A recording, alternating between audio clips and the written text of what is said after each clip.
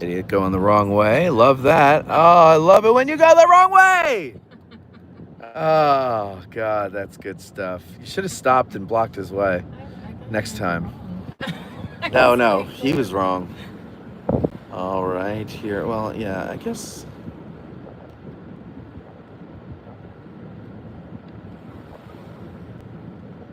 Good afternoon, Dragoon. How are you? It's a beautiful day here in the burg of Gettys, and lots of people out on the battlefield, finally breaking that cabin fever. You've got a group of people walking along the fence there. You've got another one behind them. What? That's the Kodori farm over there. And we were just at the reptile, what is it, convention or whatever? The reptile show down at the Eisenhower. And I went up to one of the guys. I was looking around at the snakes, and he's like, is there anything you're looking for in particular? And I said, yes, to get over my fear of snakes. So he grabbed this giant corn snake and threw her in my hands. And I am now no longer afraid of snakes. Except for when I see them unexpectedly in the wild.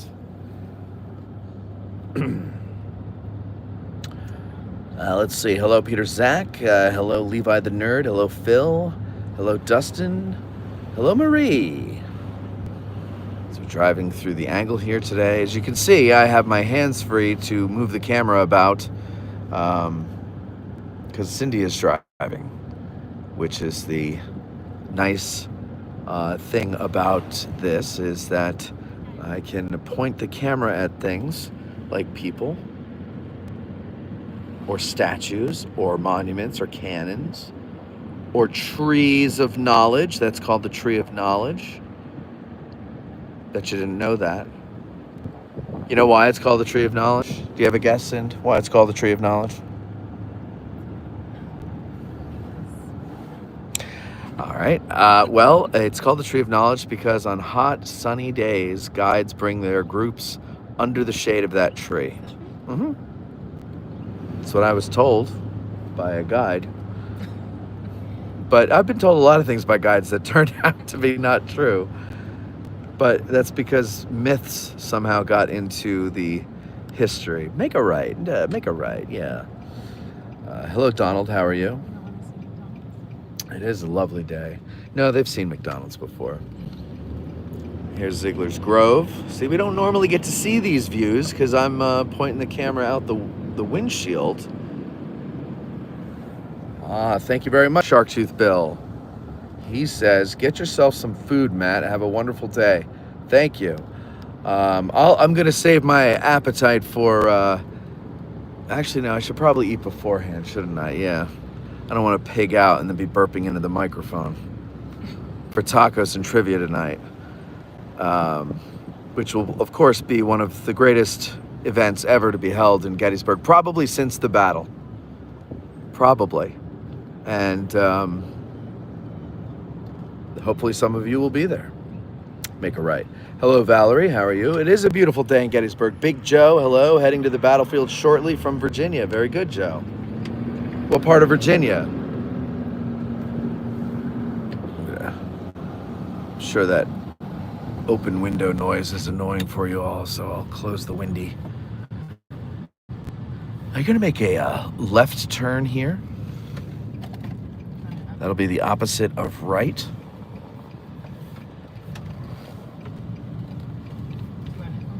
What? No, I got it. I just didn't want to blow the vent into the microphone. Williamsburg. Oh, that's beautiful down there. We just did an episode about the Battle of Williamsburg with Dan Casella on Patreon not too long ago. And last time I was down in Williamsburg, I went there as a kid, of course, to Colonial Williamsburg with the family. And I remember we took the Amtrak down from Jersey. It was a 7-hour ride.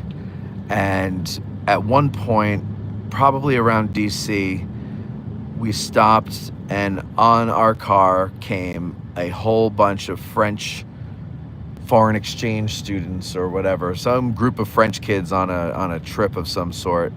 And back in those days, you could still smoke in the train cars. And not only did we have to smell the cigarette smoke and choke on that, but their armpit odor was also, well, it added to the bouquet of wonderful smells that Frenchmen bring. So that was good because they were with us for the long haul. So we all stunk like armpits and cigarettes when we got off that train. But last time I was in Williamsburg was to be an extra in John Adams, which was on HBO. And that was a very cool experience. Mucho culo.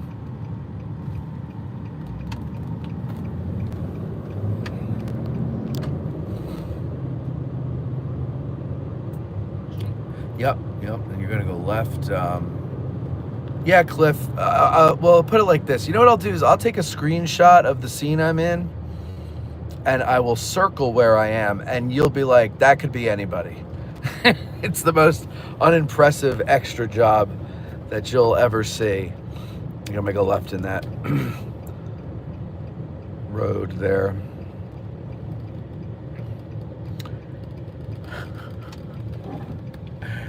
Yeah, Al says you better use them turn signals. Police watch these, you know. Dragoon says, sounds like a show idea. Baguettes and B.O.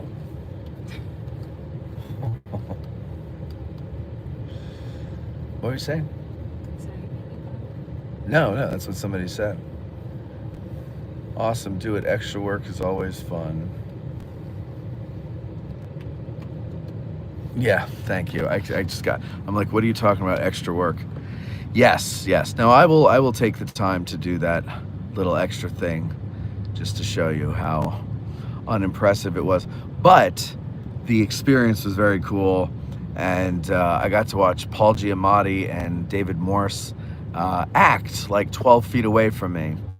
And I really thought I was going to be at least blurred out in the background of their shot, because I could see on the other side of them, probably 30 feet away, hidden in a tree, was a camera. And I was like, oh, I have to make sure that every take I'm in this spot. And every take I walked around like they told me, and I stopped there in that spot. And then when I saw the show, they didn't use that angle once. Probably because I was staring like an idiot at two famous people acting. So, yeah.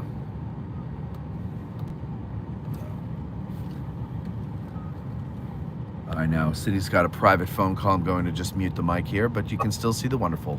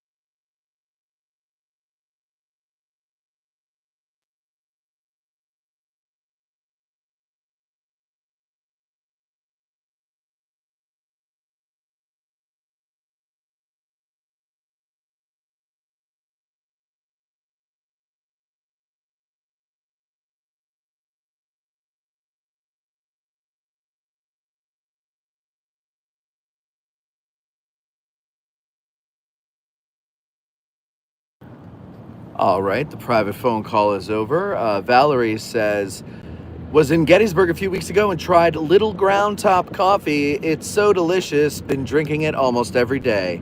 Thank you, Valerie. I'm glad you enjoyed it. Big Joe says, so I've already booked a room and taking a week-long vacation for the 4th of July. How crazy is the town during that time? You know, the fact that you were able to get a hotel room during that time tells me it's not what it used to be. I remember when we would come down before I moved here, if you wanted to get a room that was in town on the 4th of July weekend or Reenactment weekend, whichever, sometimes they overlapped, you had to book it like in August of the previous year. So that makes sense that you were able to get that room, because it has seemed to drop off. The Reenactment, they still have one, but it doesn't draw the crowd that it used to. I don't know what that's about. I don't know if it's changing tastes or it's a different organization and maybe people don't like them, or I don't really know. I'm not saying that that's the case. I don't know what it is, because I don't really go to it anymore. Oh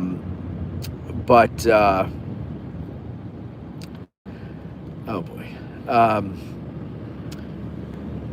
Yeah, so it's crazier than a normal weekend, but it's not as crazy as it used to be. And I think part of that is actually because people I think are less tolerant of the heat. And October has taken over as the busiest month of the year because it's beautiful, perfect weather in October, except for when it rains all month. But we don't really always get that, so let me put the window up again. Sorry. Oh, you booked it in November. Okay.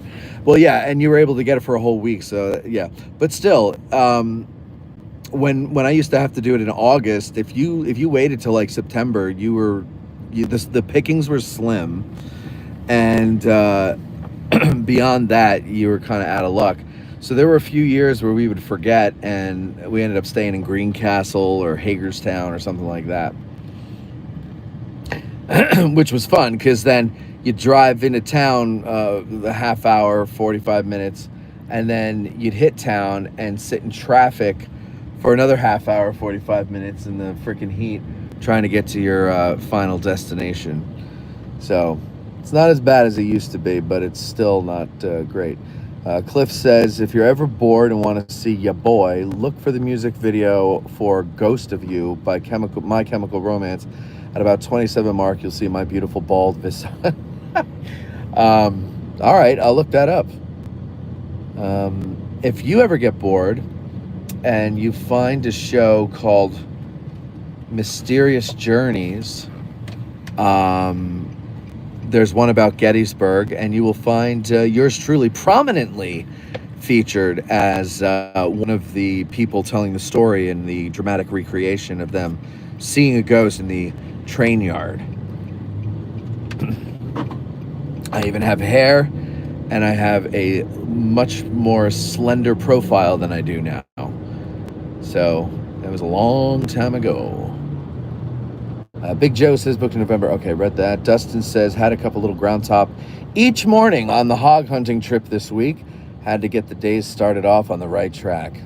I think I'm going to use that in the next commercial I do. Need to start the day off on the right track on your next hog hunting excursion? Try Little Ground Top. When you're dragging ass out of bed. There's people at Rita's. It's a surefire sign of spring. There they are over there. I don't know if you could easily tell where Rita's is. All right, thank you. Thank you kindly. It's the old 1863. Well, it's not the old 1863. It's the 1863. It's the old Holiday Inn. Inn of Holidays. Where are we going? Do you have to go to work and do that, or is that something you do from home? All right.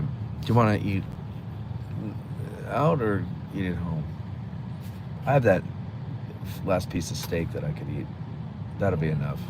Then I'll pig out on tacos later.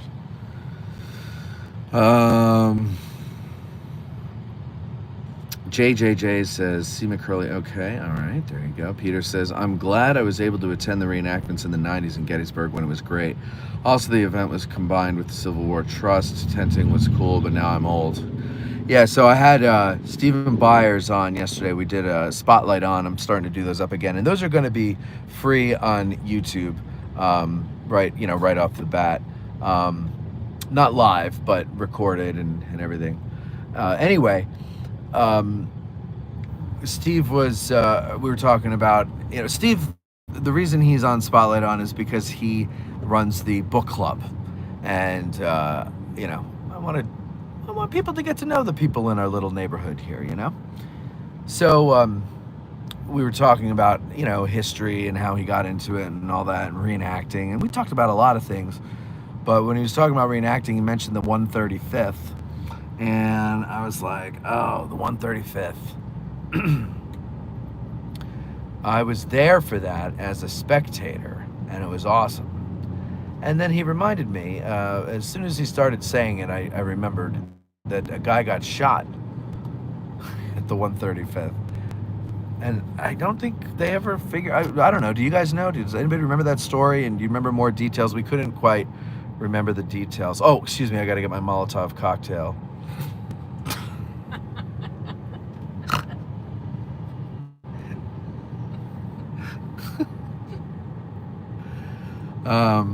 Should we keep one in the trunk just in case?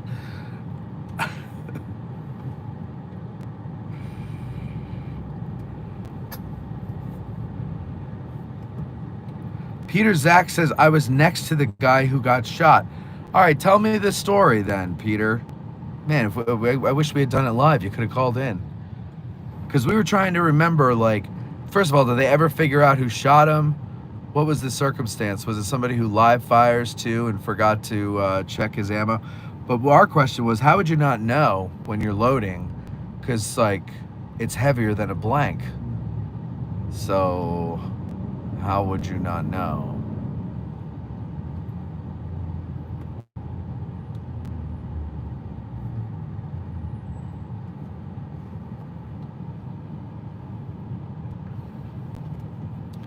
They are stupid looking.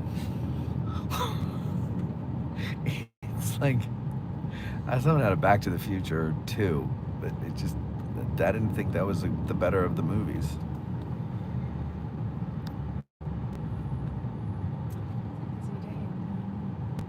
Huh? It's a busy day. It is. The beautiful weather brings out all the people. Not necessarily the beautiful people, but it brings out all the people.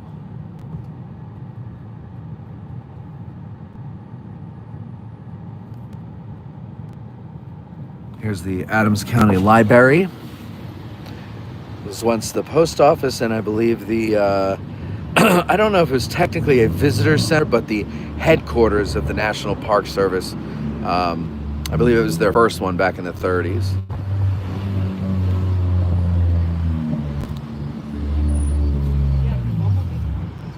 Let's go straight through.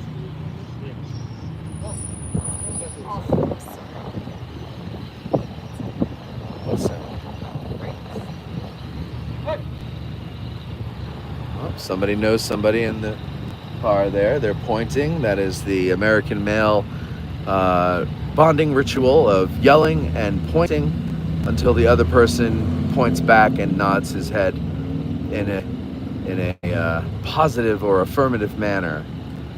No speaking of words. Go ahead, Sin. Just grunting and pointing.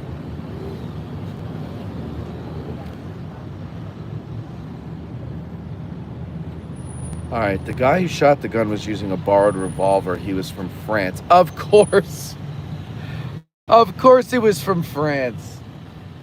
Ah, Frenchie. So what happened to the victim then? The guy who got hit, was he okay? Did he die? What happened? Somewhere around the same time, someone also was hit by something at the Monmouth Civil War Arena. Yeah, we mentioned that too. Well, Steve mentioned that. And then I remember watching Rescue 911 in the 90s, and there was another story about a reenactor being hit It wasn't either one of the. Oh no, maybe it was a heart attack. No, never mind. I don't think it was a bullet. It was a heart attack. And the small wiener crowd is out in full force this year already.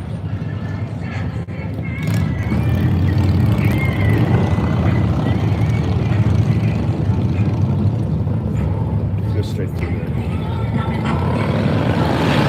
There you go.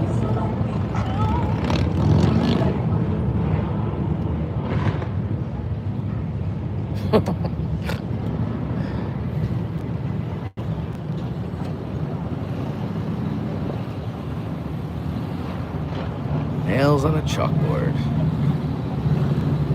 We're on Carlisle Street. There's the Majestic Theater. There's the train station. There's the train tracks. And so on and so forth.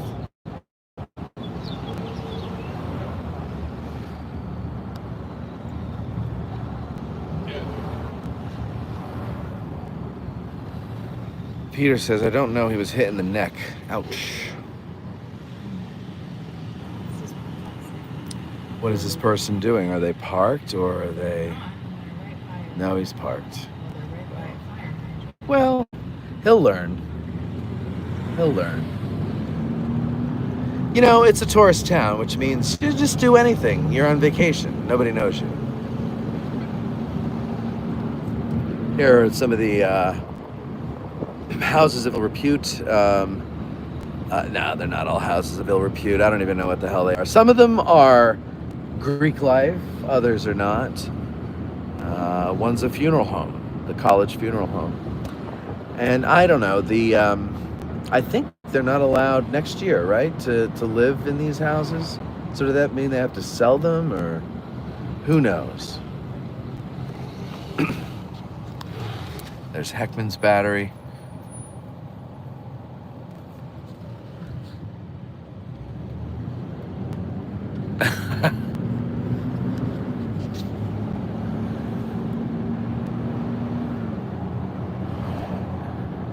Marie, thank you very much. Matthew, thank you very much for the... See, I don't know what the different colors are. These thanks or likes or whatever. We'll call it the super, because they're all super. So thank you for the super.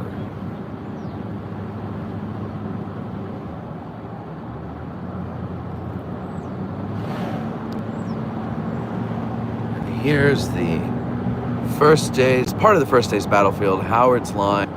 We're going to go through it. Gonna make a left up there at that monument. Not into the monument, Cindy, but at the monument. You're welcome. You're welcome. You can also go over there to Channing's Knoll, but we're gonna go this way because we're gonna head home. Dustin, thank you very much. Oh, wow, look at that. Marie donates $5, says coffee. Dustin, $19.99 says bourbon. We will be doing both.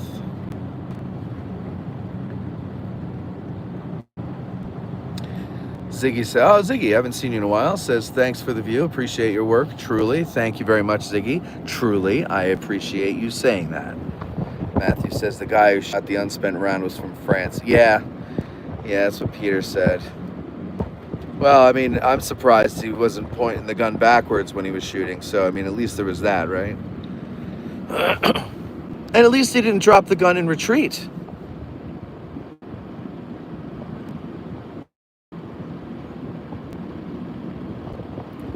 That there is what you call the peace light. That's what you call it. I call it something else. I call it Mortimer. We're turning on the Chambersburg Road.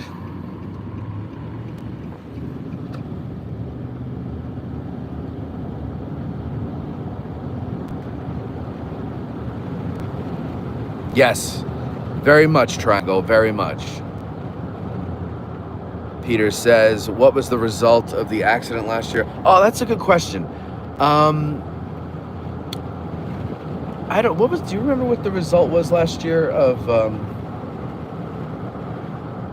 the state trooper accident in the Peach Orchard. Remember that? I do remember. I don't know that we ever found out anything else. I don't either.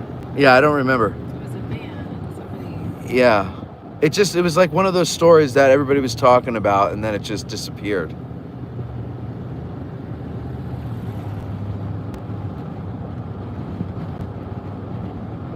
So there's the Peace Light, or as I call it, Mortimer. Matthew says the guy from France was charged, but I don't know if anything came of it. Okay.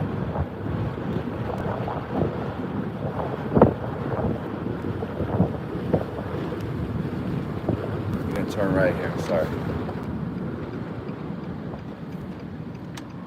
I forgot I wasn't driving.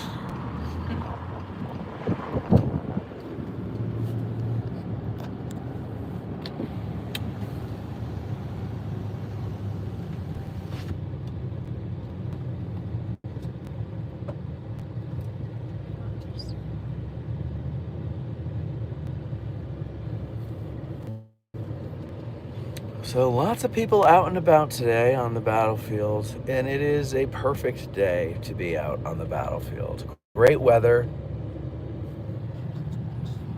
Beautiful weather, excuse me. And obviously beautiful views.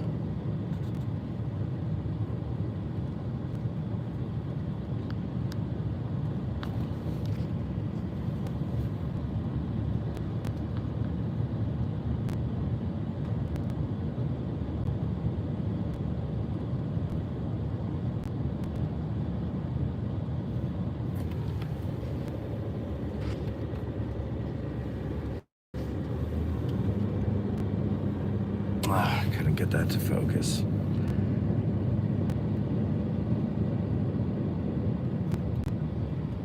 All right, and here we go, cross to Oak Ridge. Of course, more recently famous for the place where the Oak Ridge Boys started their singing career, just standing in front of this monument here, singing songs like Elvira and that other one. Is it Elvira? Is that the one? I think it is.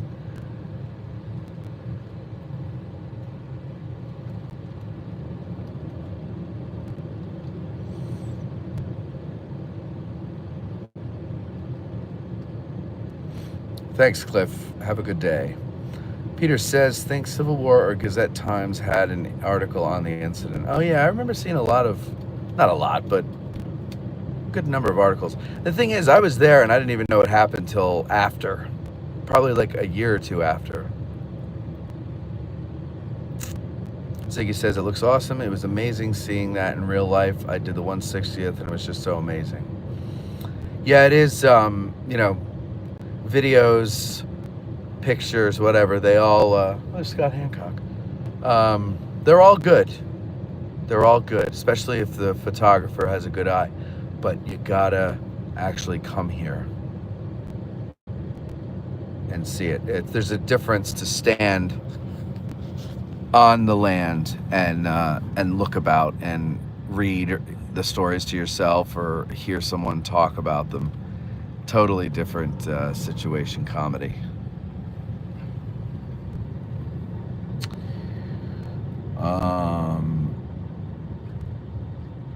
Phil says, no wonder I hear the mo.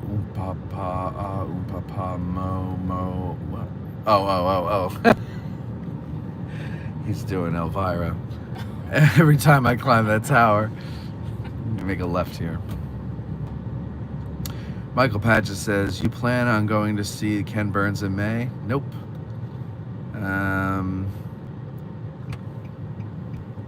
Oh, there's another view there. You don't normally get this view when we do the drive, so I should keep it out the side.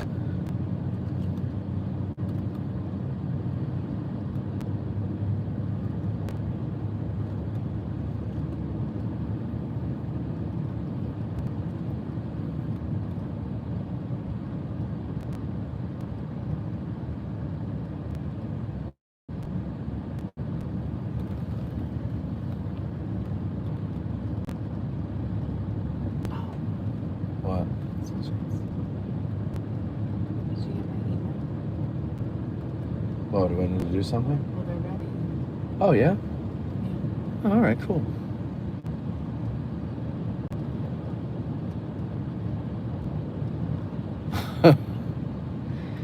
Well, Ziggy, that's all I'll say on that. Left. Well, actually, no, we're going to make a right. That's great. All right, now we're on the Chambersburg Pike, Route 30. Got an airplane in the sky, which is where you want them to be, unless they purposefully land on the ground. But you got your John Reynolds statue over there, your John Buford statue. There he is standing on his feet. We just passed the 149th on our left. And there's a can if you need to go to the bathroom while you're here. There's not a lot of them, but that's one of them. So keep that in mind. We already went through the second day a little bit there, Michael. Actually, I started it late. We started around Pickett's Charge in the beginning. There's the railroad tracks in the tree line there.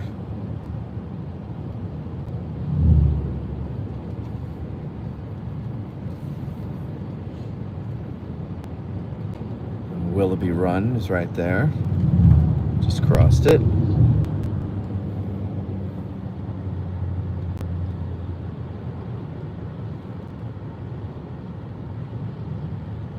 Oh, Michael, I'm sorry. Are you asking if where we are is second day or third? This is the first day. Up ahead there, the ridge is Hers Ridge. Right next to it is His Ridge. And this is part of the battlefield, but it's not part of the park.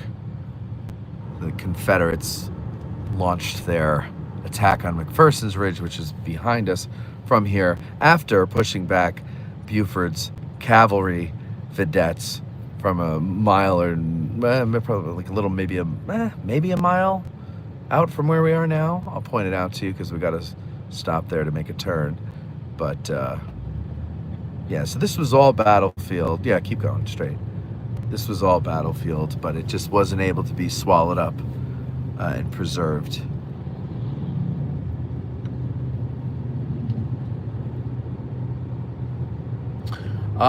Peter, yeah, we did have the shitting of the fields, not everywhere, but a couple of weeks ago I did notice that, where were we? And I said that they have shit the fields, and that's one of the signs of spring.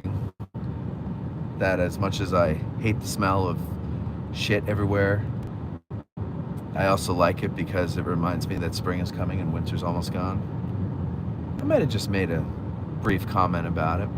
If you ever want to fly your personal airplane in, this is the airstrip here. There it is. So the Confederates pushed back Buford's vedettes across these fields and rippling ridges at the beginning of the battle. And the first shot marker is coming up. I'll show you where. We'll actually have a rare moment to get a glimpse of it, which we normally don't when I'm driving and the camera is hanging from the rear view. So this is one of the luxuries of having a chauffeur. See that car is coming out? Or that truck is coming out? It's right there. That's where you're gonna make a left. So this is the Whistler house. This one here. This is where the first shot marker is. And this lady's standing right by it. There you go. So there it is. First shot marker. A rare glimpse of it on addressing Gettysburg, because we never really get to set up this way. So there you go. So this is, what is this, Knoxland Road? Yes, Knoxland Road. Yeah, horse poop smell is good. Cow poop smell is not. To me, it's between horse poop and dog poop, and who needs that?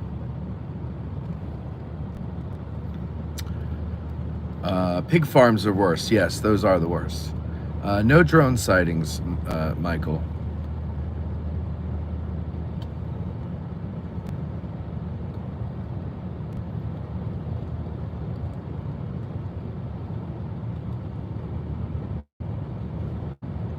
Woman has a hand tat. Nice. Same.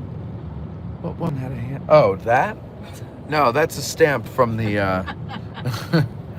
But there's the Liberty Mountain ski slopes all the way out there. Sorry, hard to get good shots with a cell phone.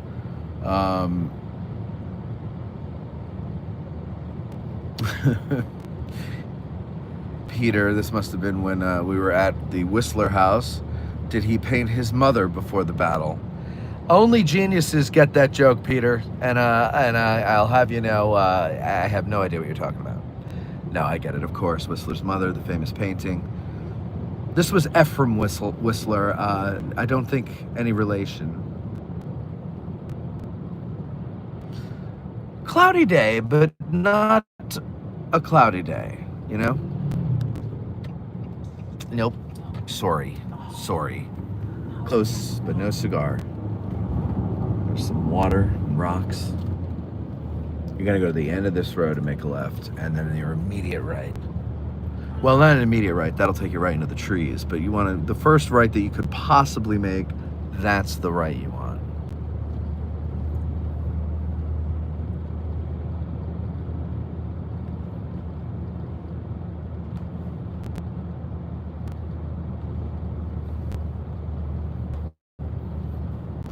Siggy says, oh, my bad, I have to hide mine with a fake blood rag when I reenact. That's clever, though.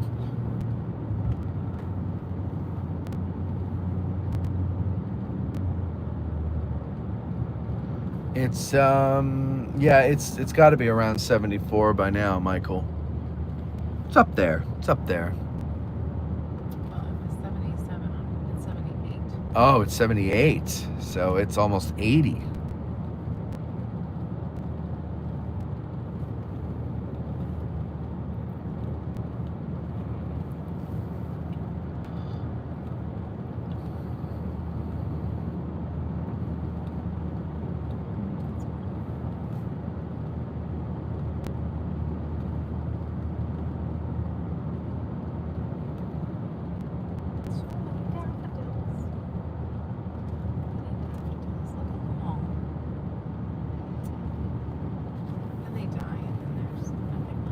Right.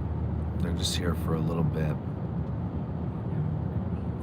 Land of Little Horses is down that road. That's Glenwood Road. I've never been there, Land of Little Horses. We'll have to take your niece and nephew there.